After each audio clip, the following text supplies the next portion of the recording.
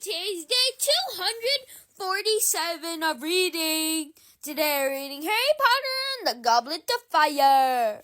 Let's get started. We have maybe a bit more than 100 days until a year. I might do a special vid. Maybe. I don't know. We're on page 229. They on him halfway along the fourth floor corridor, finally arriving at the owlery, which was situated at the top of the west tower. The owlery was a circular stone room, rather cold and drafty, because none of the windows had glass in them. The floor was entirely covered in straw, owl droppings, and the regurgitated skeletons of mice and voles. Hundreds upon hundreds of owls of every breed imaginable were nestled here on perches that rose right up to the top of the tower, nearly all of them asleep, though here and there a round amber eye glared at Harry. He spotted Hedwig nestled between a barn owl and a tawny and hurried over to her, sliding a little on the droppings-strewn floor. It took him a while to persuade her to wake up and then to look at him, as she kept shuffling around on her perch, showing him her tail. She was evidently still furious about his lack of gratitude the previous night. In the end, it was Harry suggesting she might be too tired, and perhaps he would ask Ron to borrow a pigwidgeon that made her stick out her leg and allow him to tie the letter to it. "Just find him, all right," Harry said, stroking her back as he carried her on his arms to one of the holes in the walls, before the Dementors do. She nipped his fingers, perhaps rather harder than she would ordinarily have done, but hooted softly in a reassuring sort of way, all the same. Then she spread her wings and took off into the sunrise. Harry watched her fly out of sight with the familiar feeling of unease back in his stomach. He had been so sure that Sirius's reply would alleviate his worries rather than increasing them. "That was a lie, Harry," said Hermione sharply over breakfast when he told her and Ron what he had done. "You didn't imagine your scar hurting, and you know it." "So what?" said Harry. "He's not going back to Azkaban because of me." "Drop it," said Ron sharply to Hermione as she opened her mouth to argue some more. And for once, Hermione heeded him and fell silent. Harry did his best not to worry about Cyrus over the next couple of weeks. True, he could not stop himself from looking anxiously around every morning when the post owls arrived, nor late at night before he went to sleep, prevent himself from seeing horrible visions of Cyrus, cornered by Dementors down some dark London street. But between times he tried to keep his mind off his godfather.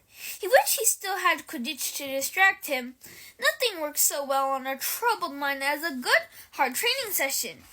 And on the other hand, their lessons were becoming more and more difficult and demanding than ever before, particularly Moody's defense against the dark arts.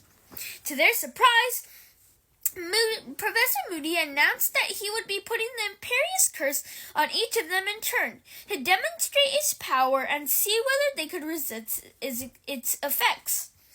But you said it's illegal, Professor," said Hermione uncertainly as Moody cleared away the desk with a sweep of his wand, leaving a large clear space in the middle of the room.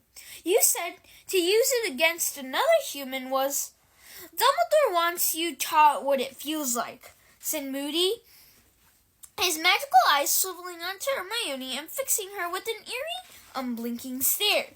"If you'd rather learn the hard way when someone's putting it on you so they can control you completely, fine by me.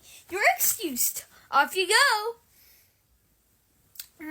He pointed one gnarled finger toward the door. Hermione went pink and muttered something about not meaning that she wanted to leave. Harry and Ron grinned at each other. They knew Hermione would rather eat Bubba Tuber Puss than miss such an important lesson. Moody began to beckon students forward in turn and put his imperious curse upon them. Harry watched as, one by one, his classmates did the most extraordinary things under its influence. Dean Thomas hopped 3 times around the room, singing the national anthem. Lavender Brown imitated a squirrel. Nevaeh performed a series of quite astonishing gymnastics he would certainly not have been capable of in his normal state. Now one of them seemed to be able to fight off the curse, and each of them recovered only when Moody removed it. "Potter," Moody growled. "You next." Harry moved forward into the middle of the classroom, into the space that Moody had cleared of desks. Moody raised his wand, pointed it at Harry, and said, "Imperio!"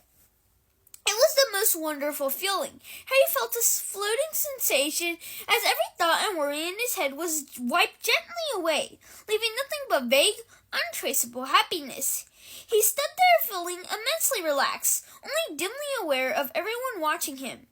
And then he heard Mad-Eyed Moody's voice, echoing in some distant chamber of his empty brain. "Jump onto the desk. Jump onto the desk." Harry bent his knees obediently, preparing to spring. Jump onto the desk. Why, though? Another voice had awoken in the back of his brain. "Stupid thing to do, really," said the voice. "Jump onto the desk." "No, I don't think I will. Thanks," said the other voice, a little more firmly. "No, I don't really want to. Jump, now!" The next thing Harry felt was considerable pain. He had both jumped and tried to prevent himself from jumping. The result was that he smashed headlong into the desk, knocking it over, and, by the feeling in his legs, fractured both his kneecaps. "Now that's more like it," growled Moody's voice, and suddenly Harry felt the empty, echoing feeling in his head disappear. He remembered exactly what was happening, and the pain in his knees seemed to double. "Look at that, you lot! Potter fought. He fought it, and he damn near beat it. We'll try that again, Potter, and the rest of you pay attention. Watch his eyes. That's where you see it. Very good, Potter. Very good indeed. They'll have trouble controlling you." "The way he talks," Harry muttered as he hobbled out of the defense against the dark arts class an hour later. Moody had insisted on putting Harry through his paces 4 times in a row, until Harry could throw off the curse entirely. "You'd think we were all going to be attacked any second." "Yeah, I know," said Ron, who was skipping on every alternate step. He had much more difficulty with the curse than Harry, though Moody assured him the effects would wear off by lunchtime. Talk about paranoid. Ron glanced nervously over his shoulder to check that Moody was definitely out of earshot and went on. "No wonder they were glad to get a shot of him at the ministry. Did you hear him telling Seamus what he did to that witch who shouted, 'Boo!' behind him on April Fool's Day? And when are we supposed to read up on resisting the Imperious Curse with everything else we've got to do?" All the 4th years had noticed a definite increase in the amount of work they were required to do this term. Professor McGonagall exclaimed, "Why?" The class gave a particularly loud groan at the amount of transfiguration homework she assigned. "You are now entering a most important phase of your magical education," she told them, her eyes glinting dangerously behind her square spectacles. "Your ordinary wizarding levels are drawing closer. We don't take OWLs until 5th year," said Dean Thomas indignantly. "Maybe not, Thomas, but believe me, you'll need all the preparation you can get. Miss Granger remains the only person in this class who has managed to turn a hedgehog into a satisfactory pincushion. I might remind you that your pincushion, Thomas, still curls up in fright if anyone approaches it with a pin. Hermione, who had turned pink again and seemed to be trying not to look too pleased with herself. Harry and Ron were deeply amused when Professor Trelawney told them that they had received top marks for their homework in the next divination class. She read a large portion of their predictions, commending them for their unflinching acceptance of. Take care, everyone. That's all for today. Bye. See you tomorrow. Tomorrow we're going to read page 234.